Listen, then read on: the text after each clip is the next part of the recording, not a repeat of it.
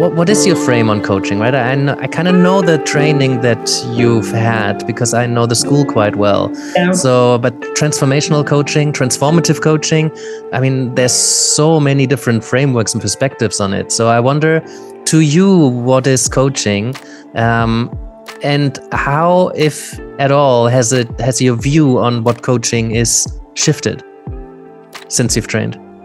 Yeah, well, since I've trained, I mean, there's so many like nuances and differences, and what's mostly known as coaching for people is like many different things. So that's why it can also get confusing because it's not regulated.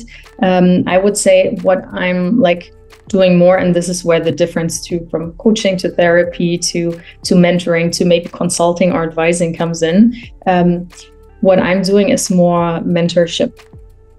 It will have elements of coaching, like phases where, it's purely eliciting the questions or the answers from someone by asking the right questions. But what clients are also very often asking me to do is share my own like experience or share what I'm perceiving, how I'm seeing it. And this is definitely not in coaching how they train it in this exact program. So. How I practice it is a mix of different things and modalities, and sorry, I hate to interrupt, but before we go there, can I jump in for a moment? Because that decision to bring the mentorship element in, right? I mean, many coaches will recognize that. We seem to have relevant experience here, and the client is asking us for it. At that point, every coach needs to make a decision, right? Am I leaving the facilitative coaching frame and kind of go and share my experience? Might I move more into a mentorship frame? But whether you call it mentoring or coaching, I mean, many coaches do mentoring and still call it coaching, right? Many mentors I know, they coach and they still call it mentoring. But at that moment when you were asked, and how did that decision come about, that you're consciously bringing your own experience in and decided that that is going to be more relevant than to continue to ask questions and continue to tap into the client's resources? Well, I have this conversation like in the beginning. I explain to people like what's coaching, what's mentoring, etc. And we agree upon like what they want for the collaboration.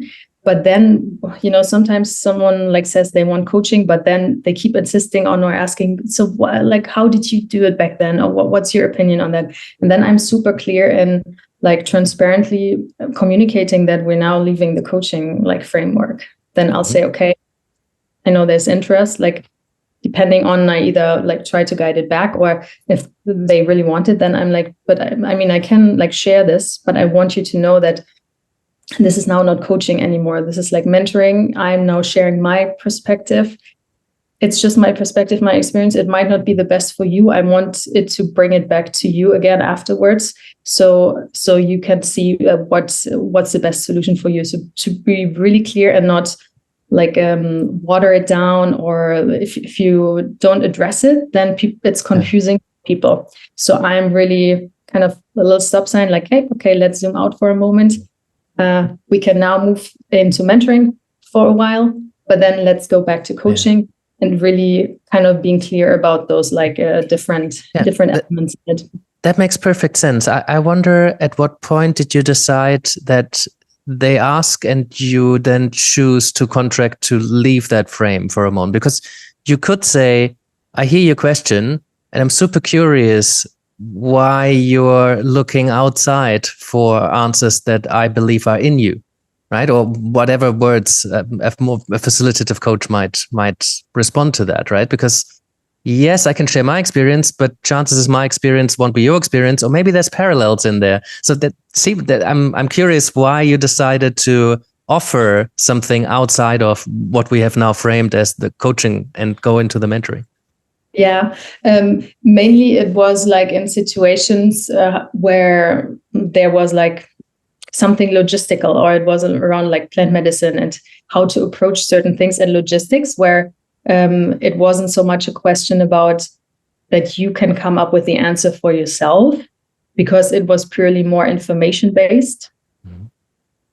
So from that angle, this is how the entryway was into mentoring. Right. Yeah. I mean, I know I have asked myself that question, especially in the preparation. Integration, I think I don't ask myself the questions at all because it's really focusing in on the client. Yeah. But especially when I help people prepare, I am often tempted to be like, well, read this book and that book, and this is my experience, or, ask this question or that question. And in this space, I consciously don't, right? And I contract in the beginning quite clearly that, yeah, there's a few information that I might share. Like I would, for example, recommend the Psychedelic Explorer's Guide, Fadiman, as like a starting point for someone's, learning journey of how might they prepare themselves. But when it comes to plant medicine or any kind of psychedelic substances, I feel there's so much responsibility that we carry when we give information, because we still don't know whether these informations are good information, because we know so little about these things. I mean, we can know a lot, but like also depends on what our frame of knowledge is, right? Yeah. We've certainly not studied them a lot. So I wonder how you carry the responsibility of taking a mentoring role in your coaching. Well, I'm always quite like hesitant when people ask about like, how's the experience? I'll let them know, first, every experience is very individual and different. And I would advise you to not like want to know too much about it, because if I now share how my experience was, you build the expectation of that it has to be exactly like that. And then you're sitting there waiting for it to happen, and you might be missing what's supposed to happen for you. So I'm like pushing back, but sometimes people just want to have a little bit like of affirmation, or if they have certain fears, like how many people vomit or have other things happen, to reassure them a bit. Sometimes it can happen, but it doesn't mean that it will happen to you. So, and from that point, then going into working with that fear of why is the fear there that it could happen? What's like the worst thing behind that, and dismantling that. So, but it's definitely a big responsibility, and that's why I also feel I don't want to lead people in those things. So when people ask me about my first experiences, for example, or other things, then I'm very private, or at least I let them know, hey, I could share, but I don't see the point right now, because I don't want you to get influenced. It's a different conversation if you're like with a group of experienced people and it's more in the integration phase, and you're kind of sharing with each other what came through for everyone and what they experienced. But in that individual container setting, I don't want to influence them too much. But at the same time, I want to provide them with as many information they need to make a conscious decision and have a safe setting, and go in with a feeling of safety. So what sort of fine line? So what sort of information would you share, and what sort of information wouldn't you? I mean, you hinted on a few already, right? Yeah, so I would, for example, not share like how my personal journeys were with different types of plant medicine, like what happened for me, and what the sensations were, and so on. Because then people focus on that. You already see that a lot. They come in, they have maybe talked with other people or heard reports about certain like trips, and then they're like, oh yeah, this is probably I'm seeing all the colors and so on, or I will experience synesthesia. Yeah, could be, but it doesn't have to. So those are information which I don't like to share. But other information, when it's about, okay, what are things that like have come up for people in ceremony, or things that have happened, does it not work for some people? What if you do you feel sick longer, and so on? So those things where they can gauge, do I really want to take that step and make that decision?